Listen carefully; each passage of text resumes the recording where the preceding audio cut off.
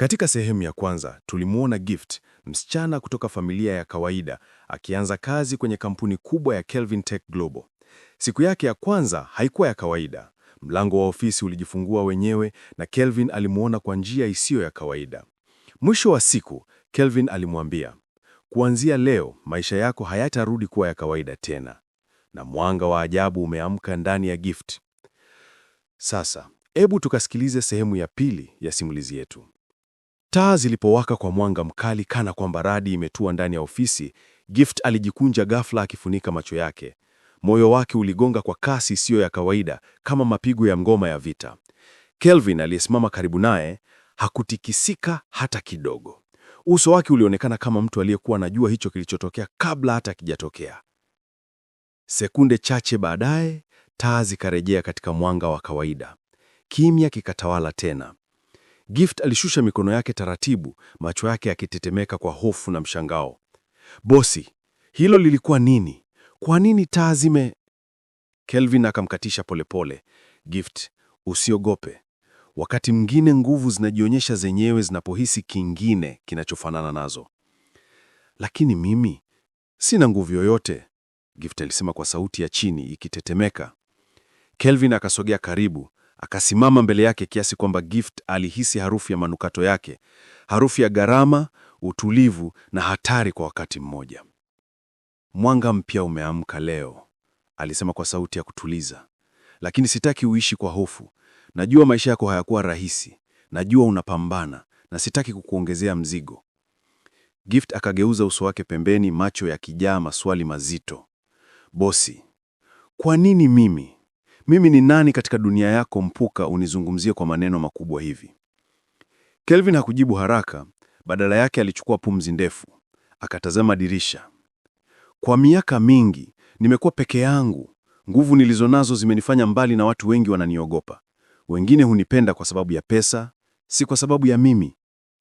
Akamwangalia tena, safari hii macho yake yakiwa laini kuliko mwanzo. "Wewe ni tofauti. Nimekuona leo tu, lakini roho yako imenikumbusha kitu nilichopoteza zamani." Gift alinyamaza. Hakujua kama Kelvin alikuwa anamwambia ukweli au kama ni mchezo wa watu matajiri ambao maisha yao yana siri nyingi. Lakini kitu ndani yake kilimwambia kuna ukweli fulani. Akainua uso pole pole. "Nataka kurudi chini. Naweza?" Kelvin akatabasamu kidogo, tabasamu ambalo wafanyikazi wengi hawajawahi kuliona. "Ndio, lakini kabla hujaondoka." Alienda kwenye drawer ya meza yake kubwa ya mbao, akatoa bahafa ndogo nyeupe. "Chukua hii, ni kitu kidogo." Gift akaitazama kwa mshangao. "Lakini leo ni siku yangu ya kwanza kazini, kwa nini?" "Hii si zawadi ya kazi," Kelvin akamkatisha. "Hii ni msaada mdogo kwa bibi yako. Na najua huombi msaada, lakini kuna wakati hata wapinganaji hukubali mkono unaonyoosha." Gift akaganda. Kelvin alijuaje kuhusu bibi yake? "Umenichunguza?" Gift aliuliza kwa hofu, mchanganyiko wa hasira. Kelvin akatikisa kichwa. "Hapana. Nilihisi tu roho yenye mzigo. Kuna mtu unayempenda sana anayeteseka na nilitaka kusaidia." Gift akashusha bahafa taratibu mfukoni, huku akihisi uzito wa aibu na shukrani vikigongana ndani yake. Akasema kwa sauti ile laini yake ya asili, "Asante, Kelvin." Kwa mara ya kwanza, alimuita kwa jina lake bila kusema bosi. Kelvin aliinamisha kichwa kidogo kama ishara ya heshima ndogo. Gift ikatoka taratibu ofisini, miguu yake ikitetemeka, si kwa hofu tena, bali kwa hisia ngumu kuelekeza. Alipofika chini kwenye sehemu ya wafanyikazi, kila mtu alimtazama kama vile walivyofanya mara ya kwanza. Uvumi ulikuwa tayari umeanza. "Gift, uko sawa?" mmoja wa wasichana alimuuliza. Gift alitabasamu kwa nguvu. "Niko sawa, kidogo nimeshtuka tu." Hawakujua kilichotokea juu. Hawakujua mlango ulijifungua wenyewe. Hawakujua taa zililipuka kama radi. Walichojua ni Kelvin kumwona Gift mara mbili leo, jambo lisilo la kawaida kabisa. Baada ya saa kadhaa za kazi, Gift aliamua kwenda hospitali kumwona bibi yake. Moyo wake ulikuwa mzito sana. Alitaka kumwambia bibi kuhusu kazi mpya, kuhusu bosi wake wa ajabu, kuhusu bahasha aliyopokea. Lakini pia alihisi kitu kingine, kama maisha yake yalikuwa yameanza kubadilika bila ruhusa yake. Nje ya jengo la Kelvin Tech Global, alisimama akishusha pumzi ndefu kabla ya kupanda kwenye daladala. Barabara zilikuwa na pilikapilika za watu, magari, kelele, uchovu na harakati za jiji. Lakini ndani ya moyo wake kulikuwa na ukimya wa ajabu. Alipofika hospitali, alimkuta bibi amelala. Gift akakaa pembeni yake, akishika mkono wa bibi yake polepole. "Bibi, leo imekuwa siku ndefu," alisema kwa sauti ya upole. Akafungua bahasha taratibu. Ndani kulikuwa na pesa nyingi kuliko alivyowahi kushika maishani mwake. Gift akalia kimya kimya. Huyu mtu ni nani? Na kwa nini ananiona mimi? Kabla hata hajamaliza kufikiri, simu yake ikaita. Namba haikuwa na jina. Akaipokea kwa voga. "Halo?" Sauti nzito yenye utulivu ikajibu. "Hapo hospitali chumba namba 7, kuna dawa mpya ambazo hazijawekwa kwenye mafaili. Waambie wauguzi wazichunguze. Ni kwa ajili ya bibi yako." Gift aliganda. "Kelvin, unafahamu vipi?" "Nitaeleza siku nyingine. Kwa sasa hakikisha bibi yako anapata huduma sahihi. Sina budi kuingilia kwa sababu moyo wako umeamka leo na siwezi kuruhusu mzigo ujaze mwanga mpya." Kisha simu ikakatika. Gift akashika kifua kwa mkono mmoja. "Nimemjua leo tu, lakini kwa nini ananijali namna hii?"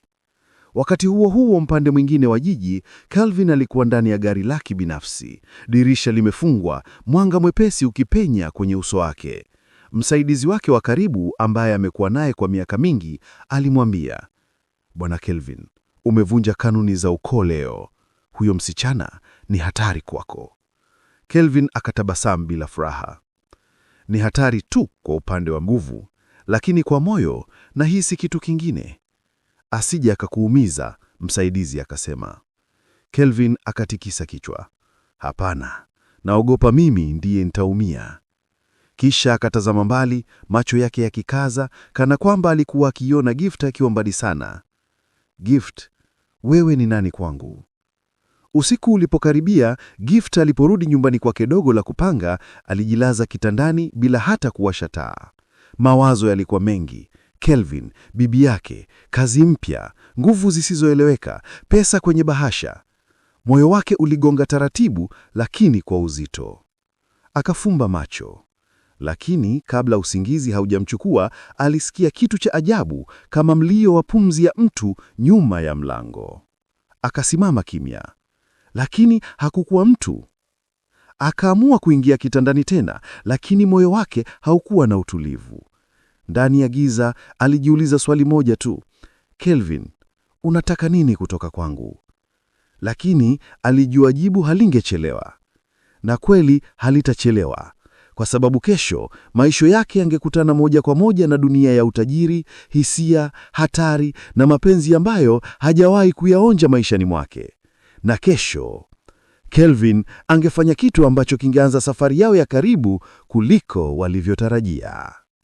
Asanteni kwa kusikiliza sehemu ya pili ya simulizi yetu ya Mr. CEO. Leo tuliona Gift akianza kugundua hisia zake na msaada wa Kelvin, na tuliona mwanzo wa mvuto unaowakutanisha baina ya Kelvin na Gift. Hii ni tu mwanzo. Sehemu ya 3 itakuwa ya msisimko zaidi, mapenzi zaidi na siri ambazo hutakiwi kuzikosa. Pia usisahau kulike, kushare na kukomenti maoni yako kuhusu simulizi hii, na subscribe channel hii ya Namna Pro na bonyeza alama ya kengele ili usipitwe na sehemu inayofuata. Asanteni sana.